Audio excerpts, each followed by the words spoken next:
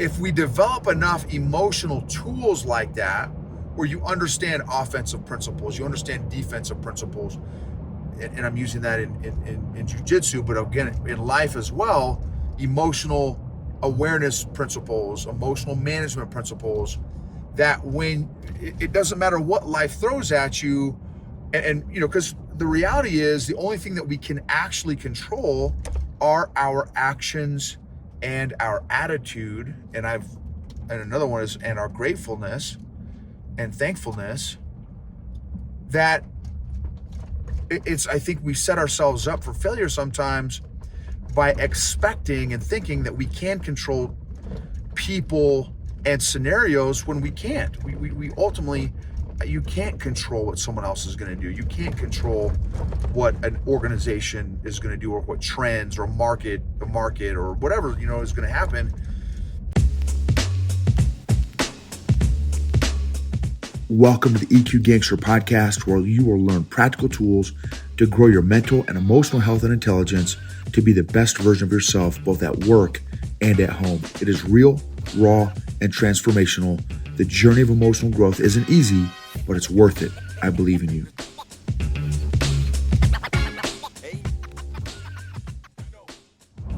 EQ Gangsters, this episode is on control. I want a big shout out to our sponsor, classicalconversations.com/Gibbons. Strongly encourage checking them out if you are at all interested in home education. There's so much poor thinking, poor morals, and poor values, and just strange stuff going on, that I feel one of the best ways to, speaking of control, have more control over your children's education. Home education, in my opinion, is the absolute way to go. We've done it for 11 years and have not regretted it once. Not one thing. Our sophomore in high school daughter has more of a social life, in my opinion, than kids in public school. She's able to think about it. When, you know, I was a public school guy, so you hang out with people for however many years, so from 5 to 17, 12 years, you're hanging out with people that are your same age for 8 hours a day. 20 or 30 other 5-year-olds, 20 to 30 other 7-year-olds, 20 to 30 other 15-year-olds, 20 to 30 other 17-year-olds. In homeschool world, my daughter hangs out with kids of different ages, adults. Again, we do jiu-jitsu. She's in the adult class. She does theater with kids from different ages and age groups. She has different classes that she takes that are different, that are kids with different ages. So her ability to socialize, because I know that's kind of one of the big ones, is much. She has a much more variety than a public school kid does. The other thing, now this is just our family, I can't speak for every homeschool family out there. I had strange brew public school friends, just like there are strange brew high school kids, also homeschool kids also. So being a strange brew is not a homeschool thing, that's a parent thing. So again, and there's no commitment, right? You check it out, there's no commitment. Just definitely encourage y'all to check it out. 2 free downloads on that website, classicalconversations.com/Gibbons, and you'll be able to connect with a local person in your local area, and they can give you some great skinning. Have you ever noticed the relationship between your stress and anxiety and how in control you feel? A lot of times, so my hypothesis is, the less in control we feel we are, the potential for higher anxiety, higher stress, higher unpleasant, uncomfortable consequences. At least that's my hypothesis. And even in jiu-jitsu, I just got done with my Brazilian Jiu Jitsu therapy, and tonight we had gi class. So gi is when it's the big pajamas you see folks wearing. And yesterday was no gi, where you're just wearing, rash guards and stuff, shorts and sweats and rash guards, which is like spandex basically. And the goal for me, one of my goals is to put myself in as many uncomfortable positions as possible. Now, I say that, but here's what's interesting. One of my jiu-jitsu buddies, it called me out, and it was awesome. So, if you ever listen to this, man, thank you. Because the past 5-6 years, as I've said a bunch of times on the podcast and YouTube, that I start in an uncomfortable position every single roll for 5 or 6 years now. So I start on my back, let them either take mount or side control, or which are different positions in jiu-jitsu, or they can take back mount or whatever position they want. I don't care what position they want. They can start in a dominant position, and I'll start in a less dominant position. Well, what's happened is, per my buddy Vince's point, those are now my comfort zone. So now I have created a dynamic where I'm so comfortable in those positions. And so now one of his strong positions is called close guard, which I'm not necessarily uncomfortable being in somebody's close guard. I just don't necessarily have a lot of skills in that position. So, which means that's not necessarily my comfort zone. So I told him, I said, look, dude, you're right. Thank you for calling me out. I've needed that nudge to get out of my comfort zone, because again, and like he pointed out, and what I'm making some connections here is, oddly enough, I feel more in control in these other positions, in these other less dominant positions, because I know how to defend myself from there. And if necessary, in many cases, not all cases, many cases, I know how to sweep the person at a particular point, and I'm patient. So if it takes me 4 minutes to do that, I'm okay, because I'm comfortable and confident in my defense. There are some times where I'm comfortable with my defense, but I'm not able to sweep that individual. So I'll just kind of survive and just focus on my defense. But I still feel more in control in those positions. Close guard, because I haven't been in that position much at all. I'm really a white belt in that particular position. I understand principles and stuff of how I need to maneuver my body for the most part,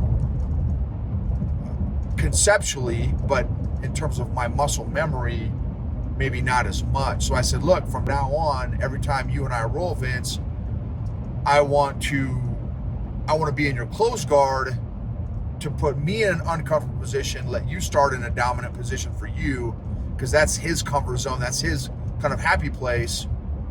And now I will be at a, I'm always in a disadvantage just because folks start in a dominant position, but for him, that's a dominant position. So I'm looking forward to that experience of getting out of my comfort zone, having less control, feeling like I have less control, and seeing how I can do it, managing my emotions, still maintaining some self-awareness, but also managing, self-management, working on my, management of my emotions and stuff. And so just something to think about when you feel yourself next time getting some anxiety, getting some stress. One of your questions to ask yourself, now, it may not be a control thing every time. Heck, it may only be a control thing 15% of the time or 20% of the time. But again, I would argue that there's going to be a percentage of time that it is going to be a control thing, where you feel like you have less control, or you're in less control of a situation, and so for whatever reason, now you start getting spun up, maybe with some anxiousness, some anxiety, some frustration, some stress, and just pay attention to that and see if you can, again, increase your awareness. Notice, oh, I'm feeling a little less in control right now of my circumstances or situation. Okay, that's where my anxiety is coming from, my stress is coming from. Let me do some exercises, some EQ exercises, maybe some breathing exercises to manage those emotions. And let's ask ourselves also, why is that? Why is it that if and when we feel out of control or less in control, that our anxiousness and anxiety increases? And you know, why is that? Can you change that? And here's why. When you, and again, using jiu-jitsu analogy, for me, because I've spent 5 to 6 years on my back in less dominant positions, there's really not a position, even in closed guard, right? Even with the scenario that I'm sharing with you, that I'm going to be doing with my buddy Vince, I feel less in control, but I'm not going to feel any stress or anxiety because I understand some basic principles. So now, because I've been in jiu-jitsu long enough and have put myself in enough stressful and anxiety potentially causing situations and scenarios, because you do live rolls every single class, or you can. I guess some schools don't do that, but for me, I do, because I want that real life kind of training, that experience. And so I've been doing it for 6 years, and just like this last year, I did 700 live rolls. The year before that, I did 812 live rolls. So I've done so many rolls with white belts, blue belts, purple belts, brown belts, black belts, skinny folks, big folks, little folks, men, women, kids, heavy folks, light folks, fast folks, slow. Like, I have gone against just about every body type.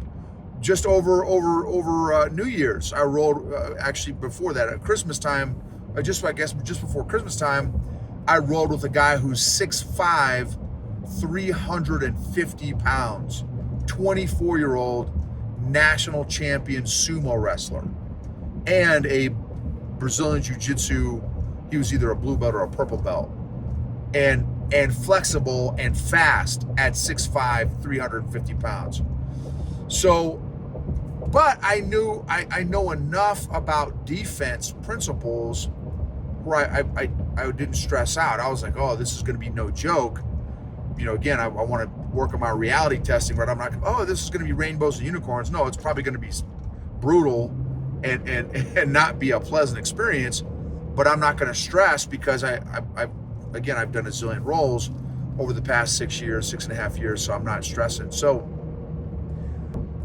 if we develop enough emotional tools like that, where you understand offensive principles, you understand defensive principles, and I'm using that in jiu-jitsu, but again, in life as well, emotional awareness principles, emotional management principles, that when it doesn't matter what life throws at you, and you know, because the reality is the only thing that we can actually control are our actions and our attitude, and another one is, and our gratefulness and thankfulness.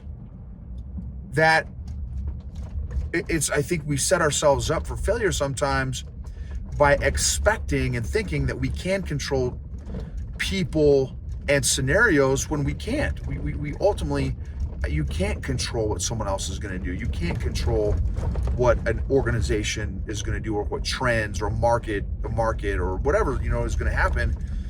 And so I think we can set ourselves up for potentially emotionally unpleasant, uncomfortable situations, stress, anxiety, when if you drill enough and you train enough and you do enough live rolls, you've got the tools. So it doesn't matter if your opponent in life is a 6'5", 350 pounder, or a 5'5", 125 pounder.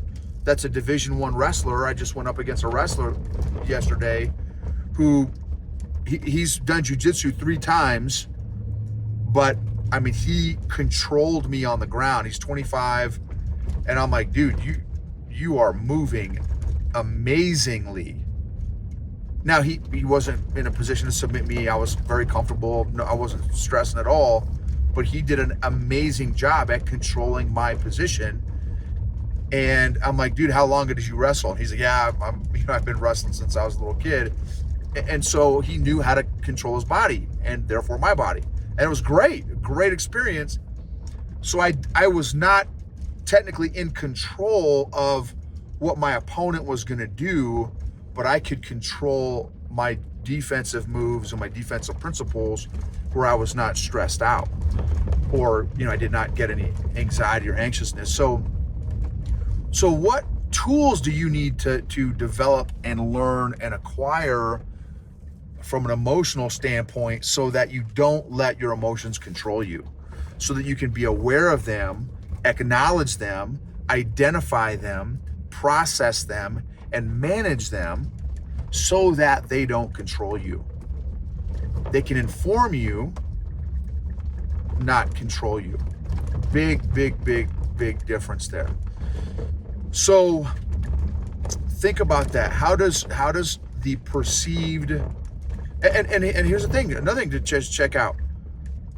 What do you think you should have control over?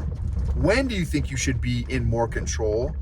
And are those answers accurate? Like should you feel like you should be in control of this particular person or situation, or do you have incorrect assumptions and expectations that are ultimately hurting you instead of helping you?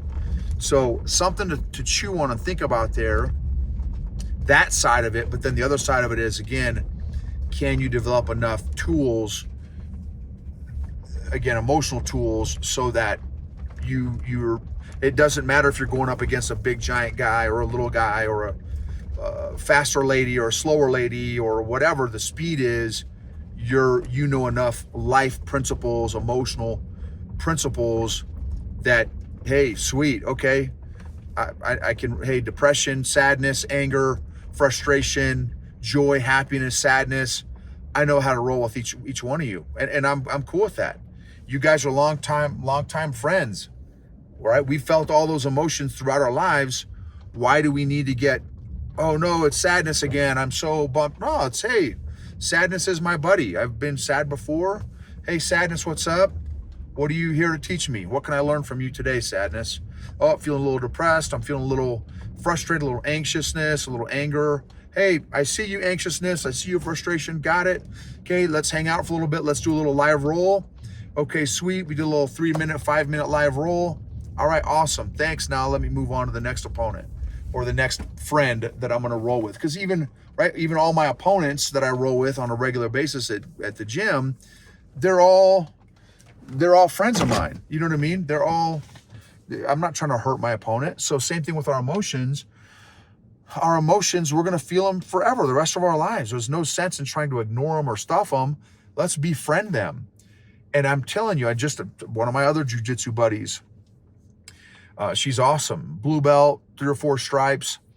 And, she was talking about how she's learning some great emotional tools. And rather than avoiding getting mad about these emotions that she's experiencing, oh, hey, what's up? What's up, friend? What's up, frustration? What's up, sadness, right? Let me get curious. Hey, what are you in town for? Hey, okay, let's hang out a little bit. Let me take you to coffee. Boom. And she said, as soon as she recognized them, acknowledged them, and identified them, she said, literally, they went away. Oh, wow, really? Are you kidding me? When I actually give myself the freedom and the permission to acknowledge and identify them, that by itself, even before she even started processing, just acknowledging and identifying that dissipated some of those emotions that she was feeling. So that may not happen every time, right? You may need to acknowledge, identify, process, and manage. But in that scenario that she shared with me, literally just acknowledging and identifying helped her dissipate some of those emotions, give herself those emotional massages to those emotional knots that she was feeling, so that those emotional knots did not become emotional Charlie horses and lead to her getting triggered and emotionally hijacked. So what is that relationship between control or perceived control and your emotional state? And how can you grow? And even if and when you feel out of control, and here's the thing, not that control is a bad thing either. So sometimes this is legit. I'm glad I thought of this.